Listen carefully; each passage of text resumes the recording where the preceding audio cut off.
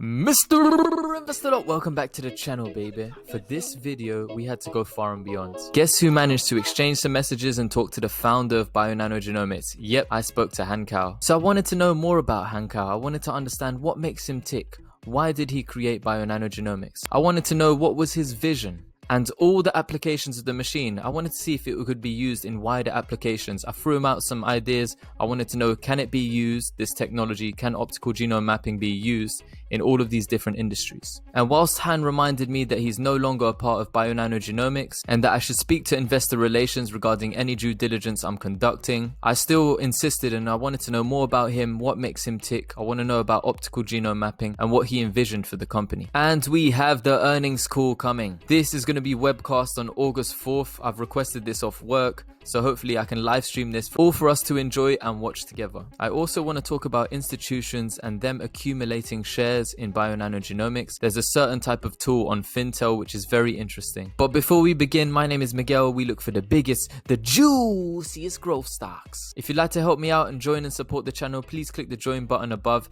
You can join any tier and it really helps me out to create good content. But if you're unable to, just you hitting the like and clicking subscribe is enough for me. Drop me some juicy comments and I'll see you in a bit. And now let's get into the video. So before we talk about Bionano Genomics, let me remind you, none of this is financial advice. It's for entertainment only. Now, if you take a look at this, I have been permanently banned from Wall Street bets. Yes, they didn't like the due diligence. And rule number 6, no advertising your YouTube channel. They have banned us, but we will show them the nano nozzle. So before we speak about my conversation with Hankao, our Bngo cowboy and our brother Scoop and Sulfur, the South End cowboy. So they were on Fintel and they discovered this thing called the ownership accumulation score. So this ownership accumulation score identifies the companies that have the highest level of institutional accumulation. They are accumulating these shares. So from 2 days ago, Scoopity Scoop identified the ownership accumulation score. Out of 36,064 companies, we were ranked 353rd. So we had a score of 95.49. And the higher the score is to 100, the more accumulation of shares there are. So that was a few days ago. The day after, it was 307th out of 36,000. And then I took the day after that, which was yesterday. We became 264th out of 36,127. So we had a score of 96. We were in the top 250 companies for the highest levels of institutional accumulation. So while the market was going down, institutions were accumulating these shares. Now when looking at Fintel, we can see that some people have exited their position, others have decreased their share ownership, others have actually increased and started new positions. We're floating around about 151 institutional owners in total with 17.26% institutional shares. So with this institutional accumulation score, why does it matter? And is it accurate? So if we take a look at this at the bottom left, the update frequency is daily. So it's updated on a daily basis. And I want to see who is number one out of this whole chart. Which company is institutions accumulating the most of? So if we click on highest ranking stocks, you can now see that PaySafe Group is the number one according to this accumulation score. That's Mr. Bill Foley getting involved in that. Oh yeah. So recently, according to this score, there's a lot of institutions that are accumulating as much shares as possible. And we can see lots of new positions, lots of increases in positions as well with PaySafe. So when I spoke to Dr. Hankao, I wanted to find out what makes him tick. Some of us know his previous background. He founded Bionano Genomics in 2003 and he founded it whilst he was at Princeton University Laboratories. He was actually working on a project and was funded multi-million dollars by the US Defense Advanced Research Projects Agency. According to this site as well, Dr. Kao was leading multiple federal government funded projects at Bionano Genomics. So when I messaged him, I asked him how he was doing, if he was well, and I wanted to know more about genomics, more about what he thought of Bionano Genomics and the technique of optical genome mapping. I wanted to know if he thinks the optical genome mapping can disrupt cytogenomics, and this was his answer. He said, "Hi Miguel, optical genome mapping of genome provides some degree of top-down pictures.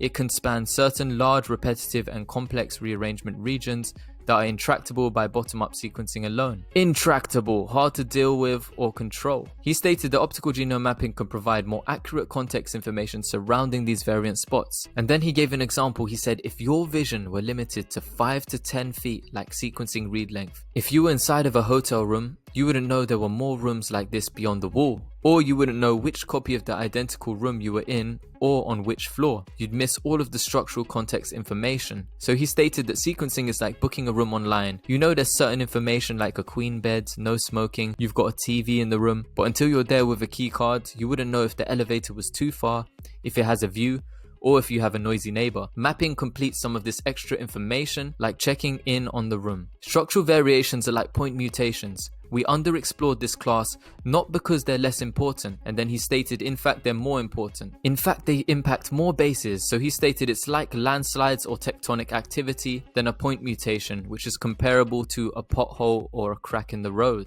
But because there were not proper long-range technology tools previously, then they couldn't explore structural variations. So he's stating that it could impact cytogenomics. That was one of the first reasons that he invented the technology in the first place, and his very first NIH grant. For those of you that are from England and you don't know this, the National Institute of Health. So when he got this grant, he wanted to create a technology that was able to map BCR/ABL and BRCA gene, copy number variant and complex changes. I think I've seen this in some of the presentations. So when he created this was to map out a fusion, I think he was saying.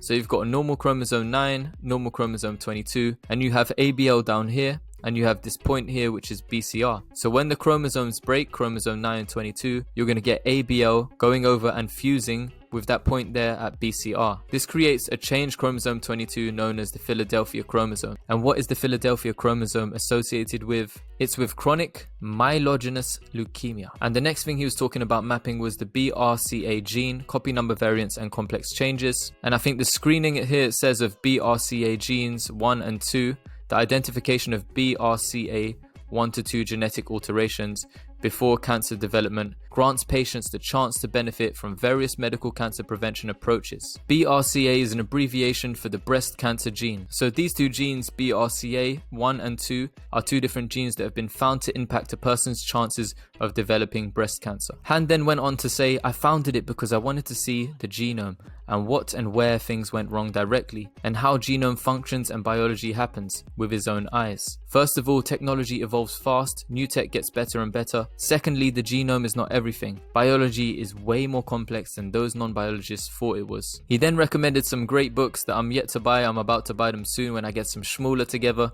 because I just keep buying Bionano Genomics, baby. But he recommended some books on biology, the genetic basis of evolutionary change, biology as ideology, lots of different useful books. So the next thing I wanted to know about was application. So I said to him, can you break this down for me? If we were to explore Mars with Elon, haha, Dogecoin, or even the depths of the oceans and Amazon rainforest, could we use optical genome mapping to look at structural variations for new species and organisms? I then spoke about mapping out new bacteria and viruses and our genetic risk of becoming sick, so exploring nature, disease and epidemiology. I then spoke about newborn screening. So I said with regards to newborn screening, the UK is now contemplating all newborns to be screened with whole genome sequencing. I saw the latest partner to offer the service was WeHealth in Shanghai, so they're offering whole genome sequencing alongside Bionano's optical genome mapping as a service, right? So is optical genome mapping vital to being used alongside whole genome sequencing in newborn screening? Because all these newborn babies, you could prevent so much illness if you're able to screen them. I then spoke about King's College in London, and I was looking at what they're doing with regards to genetic studies and mental health, and I asked him, can it be used also in that region? Can it be used to look at different comorbidities and the correlation of risk of developing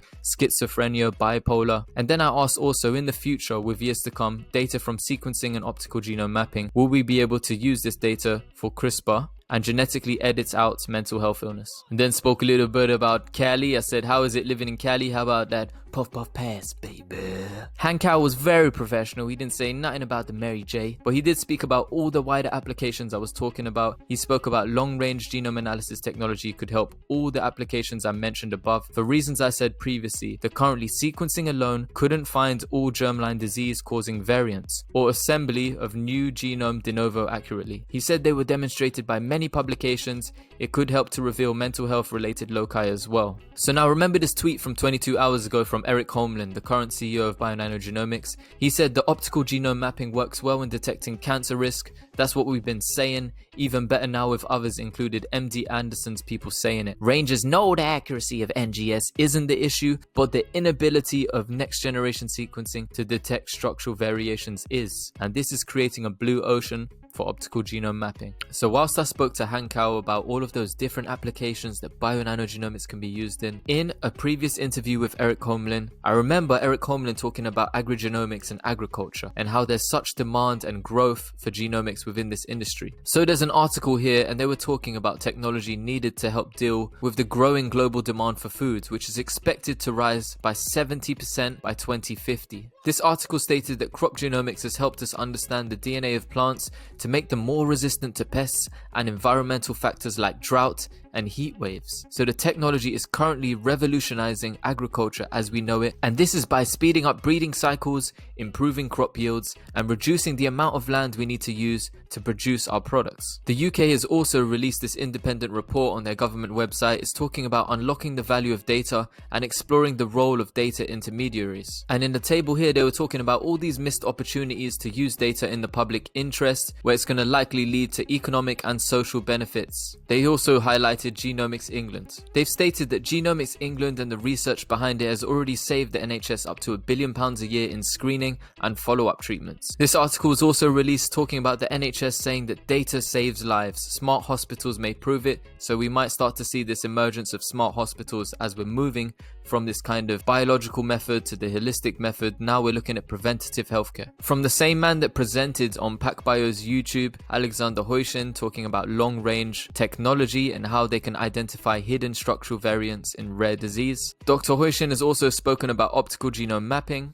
and the optical genome mapping method identified more complex chromosomal structures that the other tests had missed, which authors say could eventually inform clinical care decisions. However, there needs to be further studies in order to link the variants to specific manifestations of blood cancer. Bryn Levy, another professor, so Dr. Levy said that he believes the optical genome mapping, the Sapphire system, could be set up with relative ease in most parts of the world. In other news, Deep Genomics has raised $180 million in Series C financing. Deep Genomics uses artificial intelligence and machine learning to program and prioritize transformational RNA therapeutics for genetic diseases. I'd also like to show you if they can find biomarkers and target sites for precision medicine. The global pharmaceuticals market is expected to grow from 1.2 trillion in 2020 all the way down to 1.7 trillion by 2025. I think as more and more research comes out and we can see that structural variations can play a significant role in so many different diseases and identifying susceptibility to certain diseases, with the Sapphire system, structural variations have nowhere to hide. So welcome to Cytopia, baby. Hopefully I can live stream this earnings report for you guys. According to the Nasdaq algorithm, it should have been on August the 12th, their estimates, but we got it a bit earlier, so I'm hoping for some good news. I want to see how well they've progressed, how many machines they've managed to install. I want to see their kind of roadmap and their projections towards the future, and I want to see their current estimates for the milestones in 2021, if we're going to reach any of these milestones, because I think by the year's end, I think 150 systems, we're probably going to reach more than that. Goodness gracious, what's happened here then?